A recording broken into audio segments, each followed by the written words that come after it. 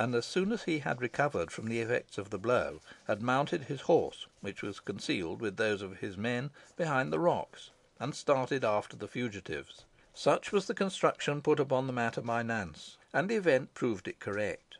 A loud shout from the horsemen, and a sudden halt, proclaimed that poor Robin had been discovered, and this circumstance seemed to give great satisfaction to Demdike, who loudly declared that they were now sure of overtaking the runaways. "They cannot be far off," he cried, "but they will likely attempt to hide themselves, so look well about you." So saying, he rode on, and it was evident from the noise that the men implicitly obeyed his injunctions. Nothing, however, was found, and ere many minutes Demdike came up, and glancing at the hazels behind which the fugitives were hidden, he discharged a petronel into the largest tree, but as no movement followed the report, he said, "I thought I saw something move here, but I suppose I was mistaken. No doubt they have gone on further than we expected, or have retired into some of the cloughs, in which case it will be useless to search for them. However, we will make sure of them in this way. 2 of you shall form an ambuscade near home, and 2 farther on within half a mile of Burnley, and shall remain on watch till dawn, so that you will be sure to capture them, and when taken, make away with them without hesitation. Unless my skull had been of the strongest, that butcherly squire would have cracked it, and he shall have no grace from me. And as to that treacherous witch, Nance Redferne, she deserves death at our hands, and she shall have her deserts. I have long suspected her, and indeed was a fool to trust one of the vile Chattox brood, who are all my natural enemies. And no matter, I shall have my revenge." The men having promised compliance with their captain's command, he went on.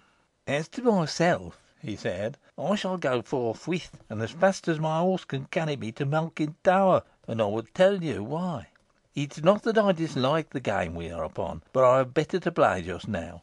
Tom Shaw, the cockmaster at Downham, who is in my pay, rode over to Whalley this afternoon to bring me word that a certain lady, who has long been concealed in the manor house, will be taken to Malkin Tower to night. The intelligence is certain, for he had obtained it from old Crouch, the huntsman, who is to escort her.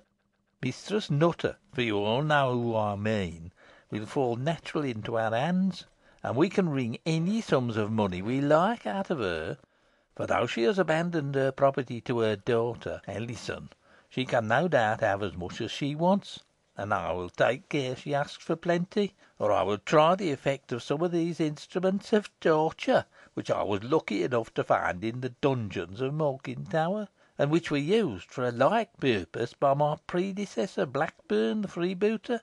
Are you content, my lads?" "Ay, ay, Captain Demdike," they replied. Upon this the whole party set forward, and were speedily out of hearing. As soon as they thought it prudent to come forth, the squire and Nance emerged from their place of shelter. "What is to be done?" exclaimed the former, who was almost in a state of distraction. "The villain has announced his intention of going to Malkin Tower, and Mistress Nutter will assuredly fall into his hands. Oh, that I could stop him, or get there before him!" "You shan, if you like to ride with me," said Nance. "But how? In what way?" asked Nicholas. "Leave that to me," replied Nance, breaking off a long branch of hazel. "Take hold of this," she cried. The squire obeyed, and was instantly carried off his legs, and whisked through the air at a prodigious rate. He felt giddy and confused, but did not dare to leave go, lest he should be dashed to pieces, while Nance's wild laughter rang in his ears. Over the bleached and perpendicular crag, startling the eagle from his eyrie, over the yawning gully, with the torrent roaring beneath him, over the sharp ridges of the hill, over Townley Park, over Burnley Steeple, over the wide valley beyond, he went, until at last, bewildered, out of breath, unlike one in a dream, he alighted on a brown, bare, heathy expanse, and within 100 yards of a tall circular stone structure, which he knew to be Malkin Tower. Chapter 5.